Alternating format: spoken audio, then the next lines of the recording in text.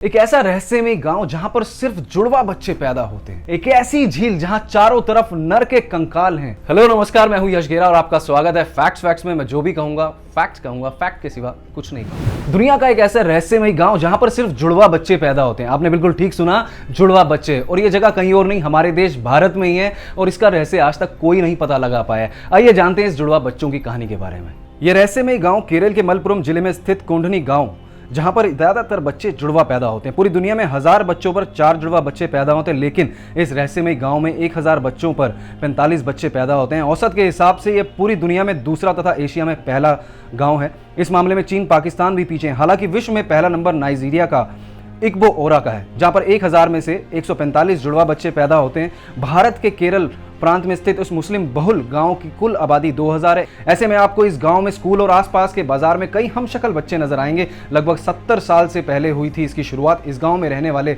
जुड़वा जोड़ों में सबसे उम्र दराज 65 साल के अब्दुल हमीद और उनकी जुड़वा बहन कुन्ही कदिया है। ऐसा माना जाता है इस गांव में तभी से जुड़वा बच्चे पैदा होने शुरू हुए। शुरू में तो सालों में कोई इक्का दुक्का जुड़वा बच्चे पैदा होते थे, लेकिन बाद में इसमें तेजी हुई। जिस हिसाब से कुछ सालों में यहाँ पर जुड़वा बच्चों की तादाद बढ़ती जा रही थी, देखा जाए तो पिछले 10 सालों में जितनी औसत यहाँ पर जुड़वा बच्चों की है, आधे से ज्यादा जुड़वा बच्चे पिछले 10 साल में हुए हैं। नर कंकाल से भरा हुआ है पानी, होती है कई रहस्यमय घटनाएं। मैं बात कर रहा हूं हिमालय की रूपकुंड झील की।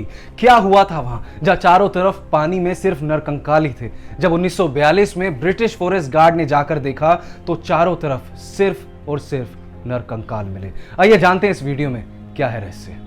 इतने सारे कंकालों और हड्डियों को देख ऐसा आभास होता था कि शायद पहले यहाँ पर जरूर कुछ ना कुछ बहुत बुरा हुआ था। शुरुआत में इसे देख कई लोगों ने यह कयास लगाया कि हो ना हो यह सभी नर जापानी सैनिकों के होंगे, जो द्वितीय विश्व युद्ध के दौरान भारत में ब्रिटेन पर आक्रमण करने के लिए हिमालय के रास्ते घुसते वक्त मर गए होंगे।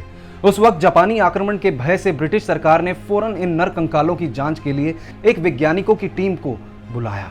जांच के बाद पता चला कि ये कंकाल जापानी सैनिकों के थे ही नहीं, बल्कि ये नर कंकाल तो और भी ज्यादा पुराने हैं। इसके बाद समय समय पर इन कंकालों का परीक्षण होता रहा। इन परीक्षणों के आधार पर वैज्ञानिकों के मत अलग अलग सामने निकल कर आए।